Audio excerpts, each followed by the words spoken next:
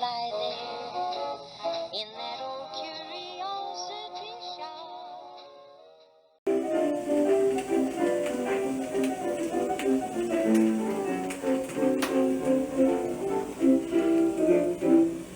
Say, Bill, you know, I've often wondered why you have never married. Well, I just guess I'm lucky. I was born that way. Well, you know, Bill, I'm married. Ah, but you can't blame me for that. Well, listen, we're all born for something. If love is really something, then I was really born for nothing at all. Don't say that. And with all my loving nature, they love to say I hate you. I wonder what it takes to make them fall. I'm like a tree, just a little fat. Wish I was a poodle dog in somebody's lap. I gotta get myself somebody to love. Better do that. You're like a kid crying for the moon. Wish I was a cup, then I'd be sure of a spoon. You gotta get yourself somebody to love. I'm like a railroad train, yes indeed. Yes you do show lots of speed. And in the end, oh by heck, I'll only wind up in a wreck. You're like a leaf drifting with the breeze. Wish I was an orange, I'd be sure of a squeeze. I gotta get Hi everybody, it's Scott from the Old Curiosity Shop, and look at all that stuff! It's another thrift haul. The music we started out with is a 78 record called I Gotta Get Somebody to Love, and that's recorded by Billy Jones and Ernie Hare, also known as the Happiness Boys. Alright, let's see what we've got. We're starting down here with a couple little plastic toy toasters. Pop-up toaster. And these were $1 for the two of them. Isn't that cool? So you push this down like that and then slide it over and it pops up like that. I guess there probably was a little plastic bread that went with it, which is gone, so but I don't know, maybe somebody's got the bread. Did anybody have this and actually play with it as a kid? These are in great shape. Here's a little pill box, or I suppose you could keep your glass eye in it, or your false tooth or whatever. And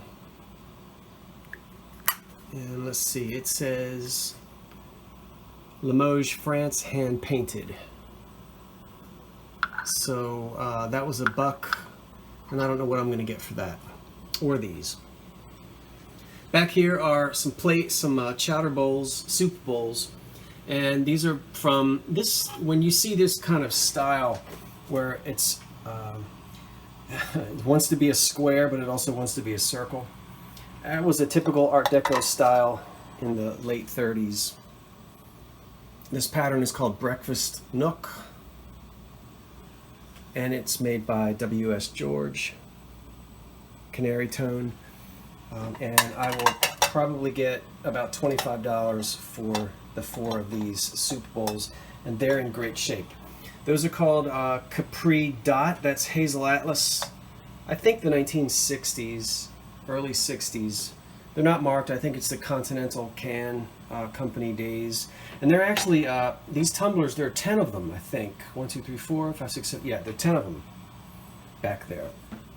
And I did purchase all 10. I'm going to keep all 10 together. I'm not breaking them up into groups of 5 or 2 groups of 4 and 1 group of 2. I'm going to sell them all as a set of 10. And I think I'm going to be able to get $35 for the 10 of them. We'll see what happens there. Those are 2 peach luster mugs made by Anchor Hocking from the 50s. These are tall mugs, really nice. I love how tall these are, instead of sort of the squatty D-handled coffee mug. Very popular in the 1950s.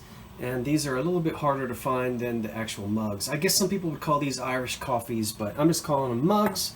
They're really neat, and I think maybe $15 for the pair.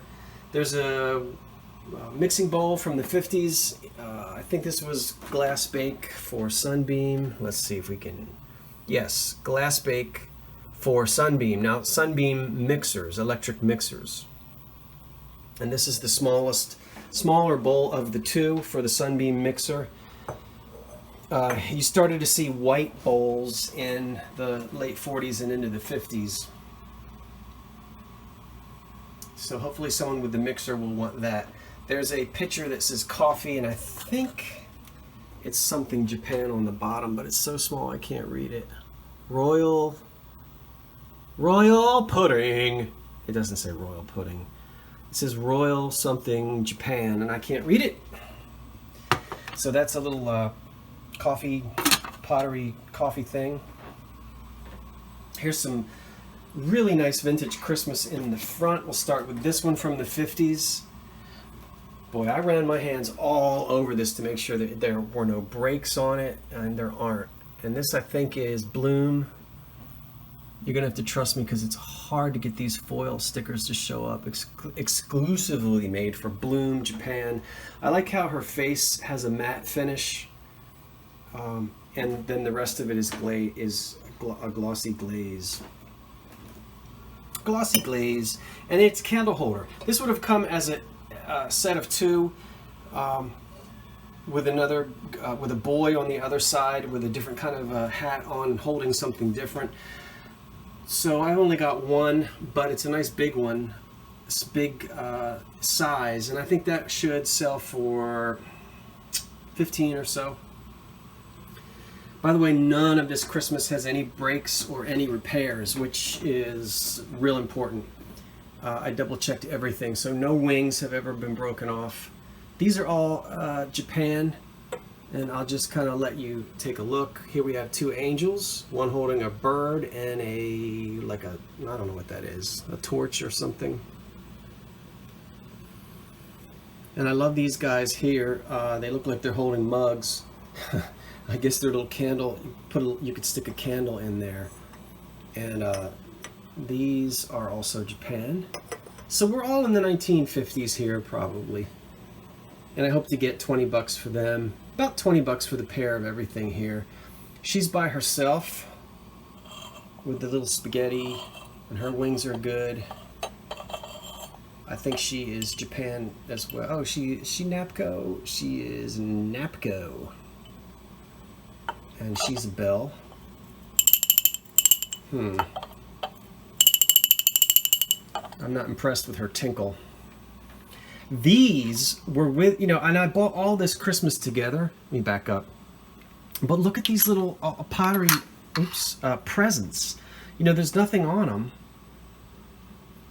But they have that 50s look, and I think they came with something. So I don't know what, but they look really nice in front of the other figures. The two presents. So those are kind of cool. And then back here, two angels, a boy and a girl. And he is holding a little Christmas tree. So these two angels have their halos, and they're also, you just see the tiny remnant. I recognize that as one of the Japan stickers. See? Which is, the rest of it is gone.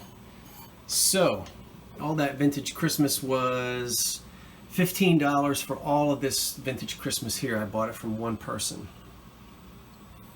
And these were $1. These are also either 50s, maybe early 60s lanterns, and they're Christmas ornaments, as you can see. There's like a netting, and there's a candle on the inside. See that? Kind of cool. And they're flocked. Or just some kind of felt stuff. I guess you call that flocked. These have their tops. These are missing their tops. But I've got a bag of vintage Christmas this and that, and I'm gonna put some beads or something on the top of that to sort of restore the tops of those. So those are kind of cool. In the front here is a Beastal. Is it Beastal? No, it is not. You hear a lot of people say Beastal, but the company is actually, the pronunciation is Beistel. Let me show you. There. Beistel Company, made in the USA. Beistel was founded by Martin Luther Beistel. That's a fantastic German name. In 1900. in Pittsburgh. And then eventually they moved to Shippensburg, Pennsylvania, which is about a couple hours away from where I am right now. The company is still in business, and Beistel, excuse me, he patented the honeycomb here in the USA. They were already doing it in Europe, I think Germany, but he was the first in the United States to have his own patent on the honeycomb decoration. And as I said, Beistel is still very much in business. So these are little, here they are back here. So I've got 4 of them. They're placemats, not placemats. Can you tell I'm kind of not feeling too well. Placemates, 5 novel place cards. I can't read either, I have my glasses on. So these are new in package. There's no barcode on them, so I don't know how old they are. There's no date, but I don't know, it kind of has a 60s look to it. I don't know how old they are. So these were all $1 each. I think I paid, but then I bought these and then one was already open. So this is what they look like when they're standing up, if he'll stand up. And then this is it flat for Valentine's Day. So I don't yet know what I'm going to sell those for. We'll come up with that later. That I just about got.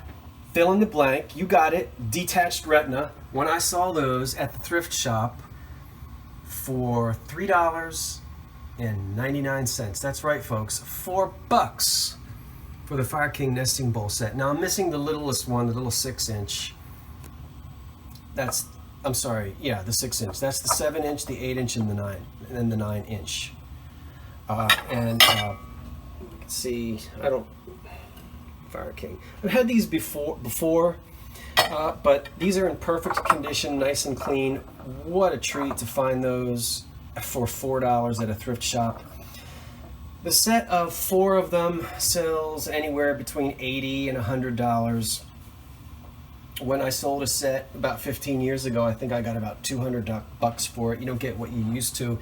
But I think what I might do is go ahead and find myself the 6-inch and put it in here and have a complete set of 4. I mean, even if I have to go online and spend $15 to pick up the little 6-inch bowl, it would be worth it since I only paid $4 for these, because then I'll have a complete set of 4, and exponentially that sort of ups it in terms of the resale value, I think, to be able to say, oh, it's a complete set of 4. So I'm probably going to do that. Otherwise, this would sell for anywhere between like $40 and $60, I think, for just these 3. So that's probably what I'll do. Here's another Pyrex piece right here. You've seen this before, or pieces like it before. 2 really neat staplers. I do really well selling staplers, and these are 2 that are not swing line. This one is Ace Cadet. I really like the swirly top on that. And this one is great, really 60s looking with all the speckles. And that one is Bates. These all work. Just a couple interesting little boxes. Those are carpet tacks. And these are cool little, I would call these thumbtacks. These are called map tacks. Trying to open it up to show it to you because they look really neat. Come on, there they are. And they're called Old Rose, which is the color of the tops of them. Aren't they neat? Map tacks. I don't know what I'm going to do with them. Probably just keep them. I don't know if this is old or not. I bought it for Halloween, so I'm going to keep this. This was $1 at a thrift store. Crepe paper. I like how it's black and orange, all sort of mixed in there. So that I'm going to keep and use for Halloween. This I probably shouldn't have bought. I paid $3 for it. These have almost no value online. It's a baby dish that you pour. Most of you already know. You unscrew this, and then which is cracked. You pour the hot water in, and it gently warms the baby's food. Blue Boy. It's really cute. There's some fading to the graphics. There's a hairline crack right there in the dish itself. But it has Bakelite handles. I think I would be lucky if I could get $10 for this online. So it's probably going to be a flea market item. Unless anybody wants it. If anybody wants it, it's 10 bucks. So let me know if you want it. Otherwise, I'm going to take it to the flea market this fall. A couple of tablecloths. Really nice one here, probably 60s. And that's, what is he, a sparrow, I think, in this cool 60s blue. And then here's one that's probably more of the sort of 50s with this gray and the roses. These are all, I'm not going to unfold them, but these are really nice. And I'm really not good at putting cloth or linens and things online. I get really lazy with that, so I need to hop on that. Really sweet picture frame from the 1920s. And this has velvet in it. You can see there's no glass on this. The glass is right here. The oval glass is over top of the picture of the little boy. And then the rest of the frame has this really nice red velvet. And these are metal, and the frame is actually wooden. So really pretty frame from the 20s. Which had an easel, which is gone. Those easels don't last very long, but this can be hung on the wall. I think that's about maybe a $20, about a $20 frame, I think. And then I'll show you finally, I have 3 vintage photographs that I'll show you. This I was attracted to because that's the city where my grandmother was born, Carbondale, Pennsylvania. And this is probably dates to the, we don't really know what this is. It dates to the 20s or just before. It's some kind of a dining hall, but it's all decorated for Christmas. And let's zoom in. See the Christmas tree back there? Isn't that great? And the crepe paper and the honeycomb bells hanging from the ceiling, probably made by, that's right, Beistel. The tables are all set. So probably a Christmas party of some sort. Isn't that cool? I like that. And then these are really nice. This one was taken in, where is it? Oh, the photographer is back here. Landscape photographer, Portland, Maine. We don't know the location of this actual room. I'm trying to get it so that light isn't shining on it, but what a great Victorian parlor. We've got a lot going on here too. There's a piano in the back. I know my flash is making, there we go. Really nice piano. A slag glass lamp on a sort of an empire style table. Piece of wicker furniture. I mean, I could stare at this photograph forever. I like photographs of interiors. Lots of Victorian furniture all over the place. Really cool. Not a room that you would just like to sit in and read The Old Curiosity Shop by Charles Dickens. And then this one is super fantastic. This is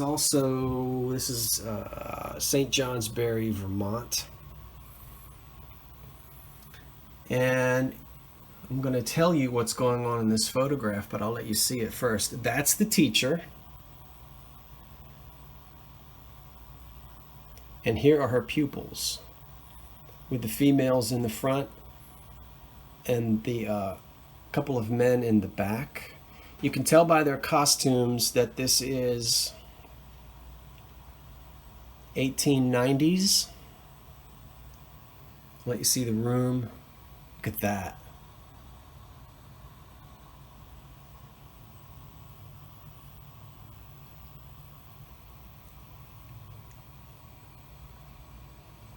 And there we go. Can you see what that says backwards? Type, writing, shorthand. So this is a school to teach typewriting and shorthand. And I would guess, there's the teacher's desk. This is probably the shorthand class because we don't see any typewriters.